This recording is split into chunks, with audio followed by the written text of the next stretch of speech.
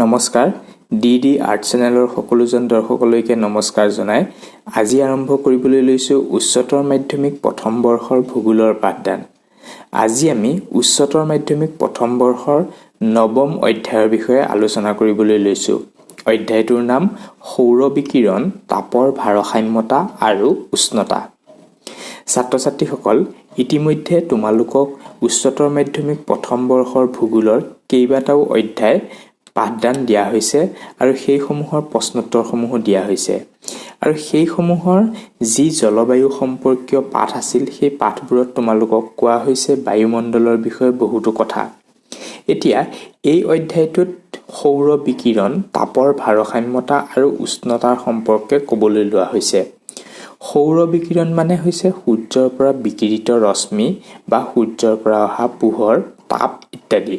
তাপৰ ভাৰসাম্যতা মানে পৃথিৱীৰ উপৰিভাগত বায়ুমণ্ডলত বিভিন্ন ঠাইত তাপৰ যি ভাৰসাম্য অৱস্থা বৰ্তি থাকে, তাপৰ যি কম বেছি পৰিমাণ আৰু উষ্ণতাটো গম পাইছাই তাপৰ পৰিমাণ, এইসমূহৰ বিষয়ে কোৱা হ'ব। এতিয়া এইসমূহৰ বিষয়ে জনাৰ আগতে আমি আমাৰ বায়ুমণ্ডলৰ বিষয়ে সামান্য ধৰণৰ কিছুমান কথা জানিব লাগিব, যিসমূহ অৱশ্যে আগতে উল্লেখ কৰাই হৈছে, তথাপিতো মই আকৌ এবাৰ ক'বলৈ লৈছোঁ। বায়ুমণ্ডল বিভিন্ন ধৰণৰ গেছীয় উপাদান, জলীয় বাষ্প আৰু ধূলিকণাৰে গঠিত, এই কথা তোমালোক প্ৰত্যেকেই জানা। এতিয়া বায়ুমণ্ডলত থকা এই বিভিন্ন ধৰণৰ গেছীয় যিবোৰ উপাদান আছে, এই উপাদানবোৰ যে বায়ুমণ্ডলত আছে এই কথাটো আমি বহু ক্ষেত্ৰত অনুভৱ কৰিব নোৱাৰোঁ। আমি শ্ৰেণীকোঠাত বহি থাকোঁতে, ঘৰত বহি থাকোঁতে, এতিয়া তোমালোকে মোৰ ভিডিঅ'টো চাই থাকোঁতে তোমালোকে উশাহ নিশাহ লৈয়ে আছা, কিন্তু আমি যে বায়ুৰ এটা আৱৰণৰ মাজতহে বহি আছোঁ, আমাৰ চাৰিওফালে যে বায়ু আছে এই কথাটো কিন্তু আমি বহু ক্ষেত্ৰত অনুভৱেই নকৰোঁ। কিন্তু তথাপিও আমাৰ চাৰিওফালে বায়ু আছে। আমি বায়ু আছে বুলি কেতিয়া অনুভৱ কৰোঁ? যেতিয়া বায়ুৱে গতিশীল অৱস্থা পায়। বায়ুৰ গতিশীল অৱস্থাটোক বতাহ বুলি কোৱা হয়। অৰ্থাৎ বতাহ যেতিয়া বলি থাকে তেতিয়াহে আমি গম পাওঁ আমাৰ চাৰিওফালে বায়ু আছে। যদি বতাহ নবলি বায়ুখিনি স্থিৰ অৱস্থাত থাকে তেতিয়াহ'লে আমি তাক অনুভৱ কৰিবই নোৱাৰোঁ। এতিয়া এই যে বতাহ বলে স্থিৰ অৱস্থাৰ পৰা যে বায়ুমণ্ডলৰ গতিশীল এটা ৰূপ পায়, ইয়াৰ মূলতেই হৈছে তাপৰ তাৰতম্য। তাপৰ তাৰতম্যৰ প্ৰভাৱতেই বায়ুৰ চাপৰ তাৰতম্য হয় আৰু চাপৰ যি তাৰতম্য বা চাপৰ যি পাৰ্থক্য, নিম্ন চাপ, উচ্চ চাপ, এইবোৰৰ কাৰণেই বায়ু গতিশীল অৱস্থালৈ ৰূপান্তৰিত হয়। এতিয়া চোৱা, সৌৰ বিকিৰণ, ছ'লাৰ ৰেডিয়েশ্যন বুলি ইংৰাজীত যাক কোৱা হয়, এই সূৰ্যৰ পৰা অহা তাপ শক্তি আমাৰ পৃথিৱী পৃষ্ঠলৈ হ্ৰস্ব তৰংগৰ মাধ্যমত আহে আৰু যেতিয়া সূৰ্যৰ পৰা পৃথিৱীলৈ এই তাপ শক্তি আহে তেতিয়া এই তাপ শক্তিয়ে পৃথিৱী পৃষ্ঠ উত্তাপিত কৰিব নোৱাৰে। কিন্তু পৃথিৱীত আহি এই তাপ শক্তি পৰাৰ ফলত এই পোহৰ পুনৰ মহাকাশলৈ বা সূৰ্য পৃষ্ঠলৈ প্ৰতিফলিত হৈ পৰে। যেনেকৈ আইনাত আমি যদি টৰ্চ এটা মাৰি দিওঁ বা আইনাত যদি পোহৰ পেলাওঁ, তেতিয়া সেই আইনাই পোহৰ আকৌ বেলেগ ঠাইলৈ প্ৰতিফলিত কৰি পঠিয়ায়। একেধৰণে অৱশ্যে পৃথিৱী পৃষ্ঠৰ বিভিন্ন উপাদানৰ ওপৰত নিৰ্ভৰ কৰি এই পোহৰৰ যি প্ৰতিফলন এইটো কম বেছি হয় আৰু যিয়েই নহওক কম বেছি হ'লেও এই প্ৰতিফলন কাৰ্য সংঘটিত হয় আৰু এই প্ৰতিফলিত ৰশ্মিবোৰ পৃথিৱী পৃষ্ঠৰ পৰা পুনৰ যেতিয়া সূৰ্য পৃষ্ঠলৈ বা মহাকাশলৈ গতি কৰে তেতিয়া ই দীৰ্ঘ তৰংগৰ মাধ্যমত যায় আৰু এই দীৰ্ঘ তৰংগৰ মাধ্যমত গ'লেহে ই পৃথিৱীৰ উপৰিভাগ গৰম কৰি গৈ থাকে আৰু পৃথিৱীৰ উপৰিভাগৰ এই তৰংগ মাধ্যমত যেতিয়া গতি কৰে তেতিয়া পৃথিৱীৰ উপৰিভাগৰ বায়ুমণ্ডল বা অন্যান্য যি উপাদান, এই বায়ুমণ্ডলৰ যি উষ্ণতা এইটো এটা ভাৰসাম্য অৱস্থাত ৰাখে আৰু সেইকাৰণে সূৰ্যৰ পোহৰ পৰাৰ লগে লগে অতি উত্তপ্ত আৰু সূৰ্যৰ পোহৰ নাইকিয়া হোৱাৰ লগে লগে একেবাৰে ঠাণ্ডা এনেকুৱা ধৰণৰ অৱস্থা পৃথিৱী পৃষ্ঠত দেখা নাযায়। কাৰণ পৃথিৱীৰ উপৰিভাগত থকা বায়ুৰ যিসমূহ উপাদান, এই উপাদানবোৰে সূৰ্যৰ পোহৰটো এটা নিৰ্দিষ্ট উষ্ণতাত ধৰি ৰাখিবলৈ সক্ষম হয়, অৰ্থাৎ ভাৰসাম্যতাটো বৰ্তাই ৰাখিব পাৰে। এতিয়া আমি পৰীক্ষাৰ কাৰণে উপযোগী এটা কথা চাওঁ আহাচোন। এই পেৰেগ্ৰাফটো যে মই আণ্ডাৰলাইন কৰি থৈছোঁ, এইটো পৰীক্ষাত খুব আহে। এতিয়া কি হয়, আমাৰ পৃথিৱীখন সূৰ্যৰ চাৰিওফালে ঘূৰি থাকে আৰু এই যে ঘূৰি থাকে এই ঘূৰণীয়া গতি নহয়, এই গতিটো হৈছে উপবৃত্তাকাৰ গতি আৰু উপবৃত্তাকাৰ গতিটোত কেতিয়াবা সূৰ্যৰ একেবাৰে কাষ চাপে পৃথিৱী আৰু কেতিয়াবা একেবাৰে দূৰলৈকে গুচি যায়। কি লিখা আছে পোনে পোনে সেইখিনি চাই লওঁ আহা। পৃথিৱীয়ে সূৰ্যৰ চাৰিওফালে প্ৰদক্ষিণ কৰি থাকোঁতে জুলাই মাহৰ 4 তাৰিখত সূৰ্যৰ পৰা আটাইতকৈ বেছি দূৰত্বত অৱস্থান কৰে আৰু এই বেছি দূৰত্ব হৈছে 152 নিযুত কিলোমিটাৰ। পৃথিৱীৰ এই অৱস্থানক অপসূৰ, ইংৰাজীত এফেলিয়ন বুলি কোৱা হয়। জানুৱাৰী মাহৰ 3 তাৰিখত পৃথিৱী সূৰ্যৰ আটাইতকৈ নিকটতম দূৰত্বত অৱস্থান কৰে, যাক কোৱা হয় 147 নিযুত কিলোমিটাৰ দূৰত্ব হয় আৰু ইয়াক কোৱা হয় অনুসূৰ বা পেৰিহিলিয়ন। মনত ৰাখিবা, জুলাই মাহৰ 4 তাৰিখে অপসূৰ আৰু জানুৱাৰী মাহৰ 3 তাৰিখে অনুসূৰ। অপসূৰ মানে দীৰ্ঘতম দূৰত্ব, অনুসূৰ মানে কম দূৰত্ব। এই দুটা কথা মনত ৰাখিবা, পৰীক্ষাত এই ধৰণৰ প্ৰশ্ন আহে। এইবাৰ আমি চাওঁ আহা পৃথিৱীৰ উপৰিভাগত আতপনৰ পৰিৱৰ্তন। ইয়াৰ আগতে আমি আতপননো কি সেই সম্পৰ্কে জানিব লাগিব। আতপন মানে হৈছে সূৰ্যৰ পৰা পৃথিৱী পৃষ্ঠই আহৰণ কৰা তাপৰ পৰিমাণ। এতিয়া এই আতপনৰ পৰিমাণটো বিভিন্ন কাৰকে নিয়ন্ত্ৰণ কৰে আৰু অঞ্চলভেদে এইবোৰৰ পৰিৱৰ্তন হয় আৰু ঋতুভেদেও ইয়াৰ পৰিৱৰ্তন হোৱা দেখা যায়। লগতে দিনটোৰ বিভিন্ন সময়তো এই আতপনৰ পৰিমাণ বেলেগ বেলেগ হোৱা দেখা যায়। এই কথা আমি সাধাৰণভাৱেই জানো যে ৰাতিপুৱা সময়ত সূৰ্যৰ তাপ কমকৈ পাওঁ, দুপৰীয়া সময়ত বেছিকৈ পাওঁ, আকৌ নিশাৰ ভাগত আৰু কমকৈ পাওঁ। এইবোৰ কথা আমি সদায় দেখি শুনি পাই আহিছোঁ। এতিয়া চোৱা, আতপনৰ পৰিৱৰ্তনৰ কাৰণবোৰ কি কি? 1 নম্বৰতে দিয়া আছে পৃথিৱীয়ে নিজ অক্ষত কৰা আৱৰ্তন। পৃথিৱীৰ যি আৱৰ্তন গতি আছে, যে পৃথিৱীয়ে নিজ মেৰুদণ্ডতে যে ঘূৰি থাকে, যাৰ ফলত দিন ৰাতি সংঘটিত হয় আৰু দিন ৰাতি সংঘটিত হোৱাৰ কাৰণে দিনৰ ভাগত সূৰ্যৰ তাপ পৰে আৰু ৰাতিৰ ভাগত সেইখিনি ঠাইত সূৰ্যৰ তাপ নপৰে, তাৰ ফলত আতপনৰ পৰিৱৰ্তন হয়। এইটো স্বাভাৱিক কথা। দ্বিতীয় কাৰণটো হৈছে সূৰ্যৰশ্মিৰ কৌণিক প্ৰৱণতা। এতিয়া সূৰ্যৰশ্মি বা পৃথিৱীৰ যি নিৰক্ষীয় অঞ্চল আছে, সেই নিৰক্ষীয় অঞ্চলত লম্বভাৱে পৰে আৰু যিবোৰ মেৰু অঞ্চল আছে, এই মেৰু অঞ্চললৈ এই পোহৰ একেবাৰে হেলনীয়া হৈ পৰে। যেতিয়া লম্বভাৱে পৰে তেতিয়া সূৰ্যৰ পৰা পোৱা পোহৰ বেছিকৈ পোৱা যায়। উদাহৰণস্বৰূপে আমি যদি দুপৰীয়াৰ কথা চাওঁ, দুপৰীয়া সূৰ্যটো আমাৰ মূৰৰ ওপৰত থাকে আৰু সেইকাৰণে আমাৰ ছাঁ নাথাকে বা ছাঁটো একেবাৰে চুটি হৈ থাকে আৰু সেইকাৰণে দুপৰীয়া সময়ত লম্বভাৱে সূৰ্যৰ পোহৰ পৰাৰ বাবে আমাৰ পৃথিৱী পৃষ্ঠত ইয়াৰ তাপৰ পৰিমাণটো বা সেই ঠাইখনত তাপৰ পৰিমাণটো বেছি হয়। কিন্তু ৰাতিপুৱা সময়ত সূৰ্য মাত্ৰ উদয় হয়হে আৰু সন্ধিয়া সময়ত সূৰ্য যেতিয়া অস্ত যায় তেতিয়া সূৰ্যৰ পোহৰ একেবাৰে হেলনীয়া হৈ থাকে আৰু আমাৰ ছাঁবোৰ কি হয়, দীঘলীয়া হয়। আৰু সেইকাৰণে সূৰ্যৰ পোহৰ যিহেতু হেলনীয়া হৈ থাকে, সেই সময়ত তাপ শক্তি একেবাৰে কমি থাকে। তাৰপিছত আহিলে দিনটোৰ দৈৰ্ঘ্যৰ ওপৰত নিৰ্ভৰ কৰে আতপনৰ পৰিমাণ। বায়ুমণ্ডলৰ স্বচ্ছতাৰ ওপৰতো নিৰ্ভৰ কৰে, যে বায়ুমণ্ডল কিমান স্বচ্ছ হৈ আছে, ডাৱৰে আৱৰি আছে নেকি, এইবোৰ কাৰকেও ক্ৰিয়া কৰে।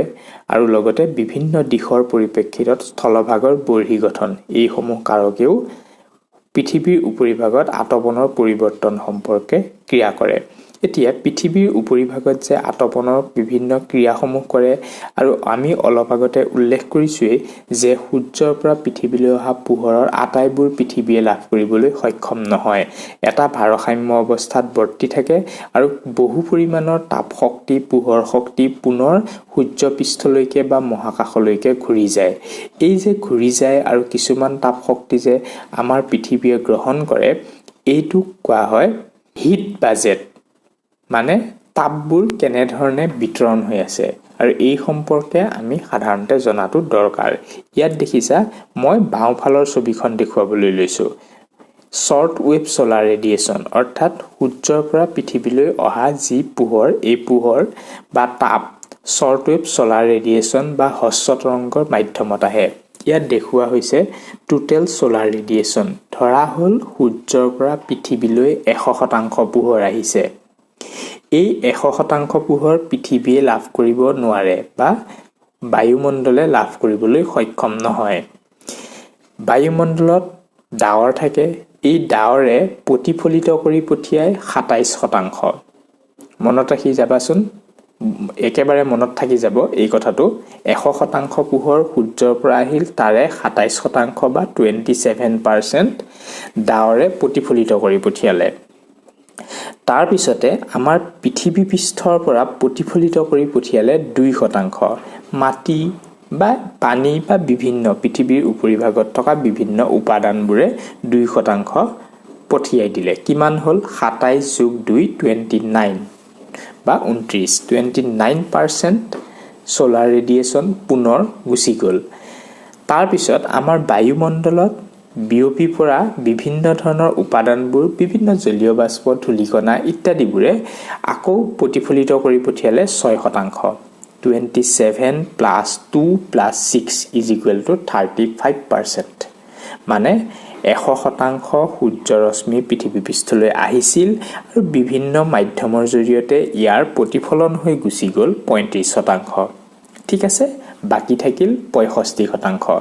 এই বাকি থকা 65%ৰে 17% পৃথিৱী পৃষ্ঠই এবজৰ্ভ কৰিলে বা শোষণ কৰিলে পৃথিৱী পৃষ্ঠই 17% শোষণ কৰিলে পৃথিৱী পৃষ্ঠৰ ওপৰতে লাগি থকা যি বায়ুমণ্ডল আছে এই বায়ুমণ্ডলে শোষণ কৰি ললে 14% আৰু ডাইৰেক্ট যি পৃথিৱী পৃষ্ঠলৈ আহিছে ইয়াত ডাইৰেক্ট শব্দটো লিখা আছে 34% এবজৰ্ব বাই দা আৰ্থ আৰু পৃথিৱীয়ে কি কৰিলে 34% পুনপটীয়াকৈ শোষণ কৰিলে কিমান হল 17 + 34 + 14 = 65 গতিকে গোটেইখিনি মিলি গল নে 100% এইটোক হিট বাজেট বুলি কোৱা হয় ইতিমধ্যে আমি আতপনৰ পৰিমাণ ভিন্ন ভিন্ন হোৱাৰ বহুতো কাৰণ পালো এইবাৰ উত্তাপৰ বিতৰণ নিয়ন্ত্ৰণকাৰী কাৰকসমূহ জানি লওঁ আহা উত্তাপৰ বিতৰণ বা উত্তাপৰ তাৰতম্য হয় বিভিন্ন কাৰকৰ কাৰণে আৰু সেইসমূহ হৈছে ঠাইখনৰ অক্ষাংশ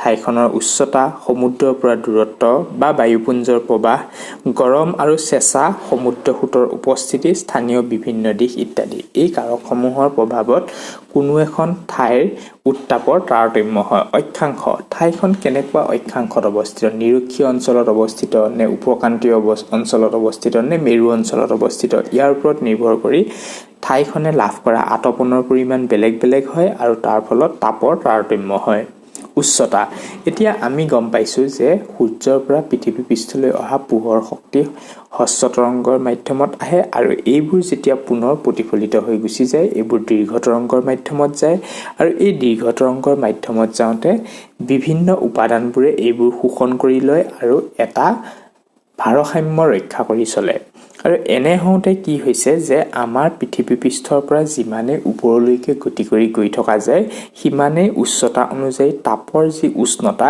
এই উষ্ণতাটো কমি কমি গৈ থাকে উত্তাপৰ পৰিমাণ কমি কমি গৈ থাকে এই কমি কমি গৈ থকা যিটো প্ৰক্ৰিয়া এইটোক স্বাভাৱিক লেপছ হাৰ বুলি কোৱা হয় মই আন্ডাৰলাইন কৰি দেখাইছো আৰু ই কি হৈছে প্ৰতি 1000 মিটাৰ উচ্চতা অতিক্ৰম কৰাৰ লগে লগে আমি 6.5 ডিগ্ৰী সেলসিয়াছকৈ বায়ুমণ্ডলৰ উত্তাপ কমি যোৱাটো পাম অৰ্থাৎ ইয়াক বেলেগ ধৰণে যদি কোৱা হয় তেতিয়া হলে 166 মিটাৰ যদি যোৱা যায় তেতিয়া আমি 1 ডিগ্ৰী সেলসিয়াছ কমকৈ পাম বায়ুমণ্ডলৰ উষ্ণতা পৃথিৱীৰ পৰা আমি যিমানে ওপৰলৈ গৈ থাকিম আৰু এইটোক লেপছ হাৰ বুলি কোৱা হয় মনত ৰাখিবা পৰীক্ষাত বাৰে বাৰে প্ৰশ্ন আহে লেপছ হাৰ কাক বোলে তাৰপিছতে সমুদ্ৰৰ পৰা দূৰত্ব অনুসৰি বায়ুমণ্ডলৰ যি তাপৰ তাৰতম্য এইটো হয় এইটো তোমালোকে নিজে গম পাবা বায়ুপুঞ্জ আৰু সমুদ্ৰ সোঁত সাগৰীয় যিবোৰ সোঁত আছে এই সাগৰীয় সোঁতবোৰেও বায়ুমণ্ডলৰ তাপৰ তাৰতম্য বা উষ্ণতাৰ তাৰতম্য কৰাত সহায় কৰে তাৰপিছতে তাপ বিতৰণ হৈ আছে বিভিন্ন ক্ষেত্ৰত আৰু এটা মনত ৰাখিবলগীয়া কথা আছে মই আন্ডাৰলাইন কৰি থৈছো সমুষ্ণ ৰেখা পৰীক্ষাত প্ৰশ্ন আহে